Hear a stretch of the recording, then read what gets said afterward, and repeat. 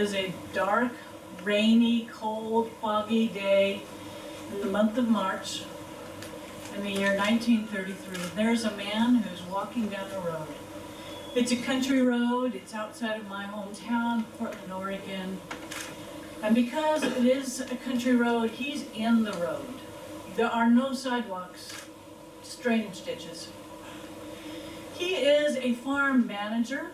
He has been working on a friend's farm, and he has been spending the morning chasing the cows, planting the potatoes. I'm not even sure what all he was doing. But right now, on this road, he is walking home for his midday dinner. Where at home is waiting for him is his wife, his oldest son, who is 7 years old, and a little baby girl who was just a month short of her birthday, her first birthday. A girl who will eventually grow up to be my mother. But right now, she's just a little child. And maybe he's thinking about her and how she kind of giggles in a certain way as she's walking along that road. And maybe he's just thinking about, how he's got to get the barn mucked out after lunch. Also on this road is another man. He lives in Portland, Oregon. He's a businessman. He might be a salesman. He's a couple miles down the road from the man who's walking, and he's driving the car. And he's driving the car too damn fast. And he may or may not be drunk. We're not really sure. And there may or may not have been some girls, fluxing, moxie, hardy girls in the car with him. We're not really sure.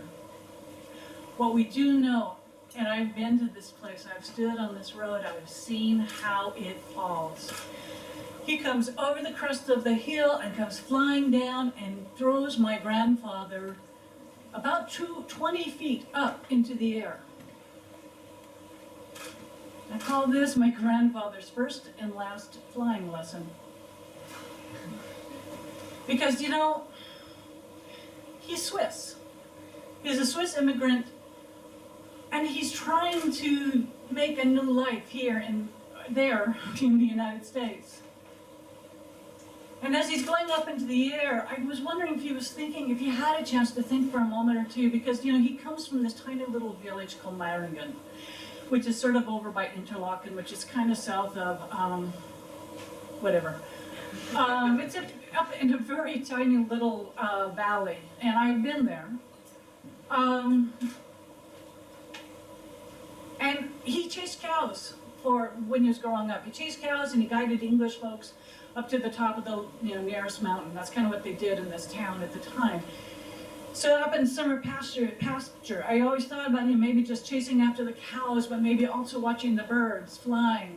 And he's watching them and going, I want to be with them. I want to go where they are going. Because there he is, up in the air, and I don't know what he's thinking. And the way I want to remember him is I want him to be thinking, this is how it is to fly. This is how it is to be launched. And this is what it looks like from up here. Because it doesn't end well for him. 3 seconds is apparently not long enough to learn how to fly or how to land from 20 feet in the sky. It doesn't go well for his wife. It doesn't go well for his son or for my mother. My mother ends up being adopted by friends of friends. And for a while, she lost him. She lost all of her stories. She lost all of those stories that come to us through our families and what they say to us and what they say, this is what you were, this is where I am from, all of that. We all lost that. I know very little about my grandfather. I know this. One of these jobs up there in the mountain field was to make cheese out of the milk that they milked those cows. Because I know this because I was standing on that field and I saw these little sheds around the fields. I said, what are these sheds? And they said, this is where we store the cheese and before we bring it down. And I suddenly knew that I had known my grandfather. Because 10 years earlier, I woke up one day and I had to make cheese. I don't know where it came from. It just woke up and said, I want to make some cheese. So I started buying the milk and I started buying the drainers. I started buying the rennet and I started buying the big spoons. And I made fresh cheese, and I made feta cheese, and I made mozzarella, and I made ricotta, and then I made ricotta a second time from the same batch because you want to achieve. I made hard cheeses. I pressed the cheeses. We set up a little cheese cave in a little refrigerator out in the living room, out in the garage. And I knew, stirring this cheese, that I was content and I was happy, that there was something important happening there.